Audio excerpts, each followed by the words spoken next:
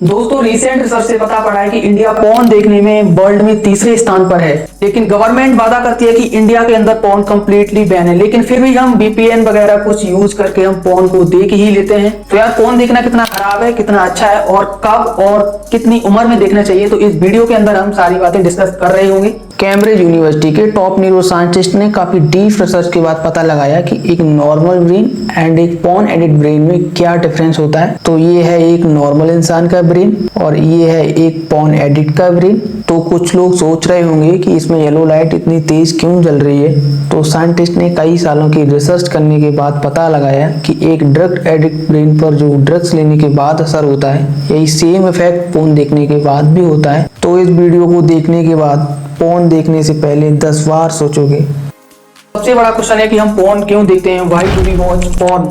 तो जब भी हम अपने पसंद का कोई काम करते हैं या मूवी देखते हैं तो हमारे ब्रेन में एक नॉर्मल डोपामिन रिलीज होता है जो कि हमारी हेल्थ के लिए भी सही होता है। बट पॉर्न देखते समय नॉर्मल डोपामिन से 5 गुना ज्यादा डोपामिन रिलीज होता है जो कि हमारे दिमाग के लिए हार्मफुल होता है। पॉर्न देखने के बाद होगा क्या कि अब तुम्हारे ब्रेन को एक नॉर्मल डोपामिन से प्लेजर नहीं मिलेगा, यानी रिलैक्स नहीं मिलेगा, जो तुम्हें पहले नॉर्मल एक्टिविटीज करने से मिलता था। और वो इसी फीलिंग को पाने के लिए फिर से पॉर्न देखता है और उसकी इस तरह से हैबिट बन जाती है और वो डोपामिन रिलीज कराने के लिए फिर से पॉर्न देखता है और वो नंबर ऑफ वैरायटी के पॉर्न सर्च करता है कि उससे ज्यादा मजा आए और वो एक के बाद वीडियो को देखने लगता है और वो डीप में जाने लगता है कि उसे ज्यादा से ज्यादा डोपामिन उसके ब्रेन में रिलीज हो। इसको देखते हुए साइंटिस्ट ने काफी डीप रिसर्च के बाद पता लगाया कि हमारे दिमाग का सबसे बड़ा हिस्सा सिकुड़ने लगता है, जिसकी हेल्प से हम सोच पाते हैं और हम डिसीजन ले पाते हैं। हम कहीं ना कहीं पूरे दिन में पॉर्न कंज्यूम कर रहे होते हैं किसी ना किसी फॉर्म में, लेकिन हमको पता नहीं चलता।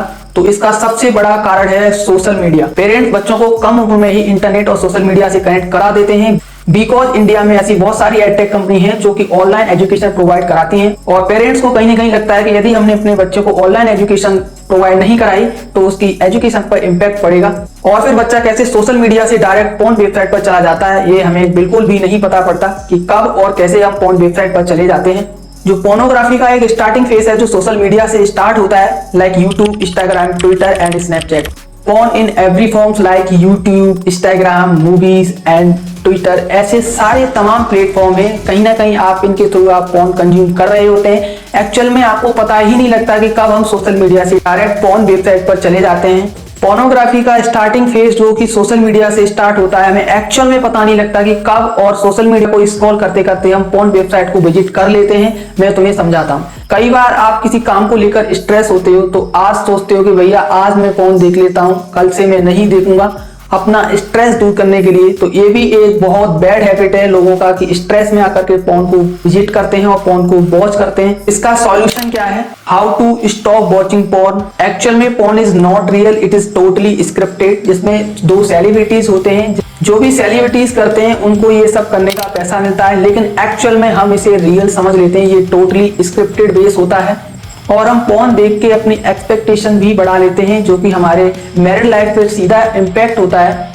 तो जैसा कि मैंने पिछली स्लाइड में बताया था कि porn in every form like YouTube, movie, Instagram, तो किसी भी फॉर्म में हो सकता है, कहीं ना कहीं हम कंज्यूम कर रहे होते हैं। तो सबसे पहले इसका सॉल्यूशन है कि आपको सोशल मीडिया को मिनिमाइज करना होगा, तब ये काफी हद तक कम हो सकता है और सोशल मीडिया से डोपामिन को रिलीज नहीं होने देना है। जब भी आप फ्री टाइम में होते हैं तो सोशल मीडिया को अवॉइड करिए और बाहर टहलने के लिए निकल जाइए। इससे होगा क्या कि काफी हद तक ये कम होने लगेगा। और ऐसा कोई भी काम नहीं करना कि जिससे डोपामिन रिलीज होता है। हो सके तो फ्री टाइम में आप एक्सरसाइज कर सकते हैं या बुक रीडिंग कर सकते हैं या फिर और कोई एक्टिविटीज कर सकते हैं। टेक्नोलॉजी से दूर रहने का मकसद हमारा एक ही है कि हमें अपने ब्रेन को बोर करना है और एक बार हमारे ब्रेन को बोरिंग काम करने की आदत लग गई तो ये हमें नॉर्मल एक्टिविटीज करने में भी बहुत काफी मजा आएगा। अब बात आती है हाउ टू अवॉइड पॉर्न।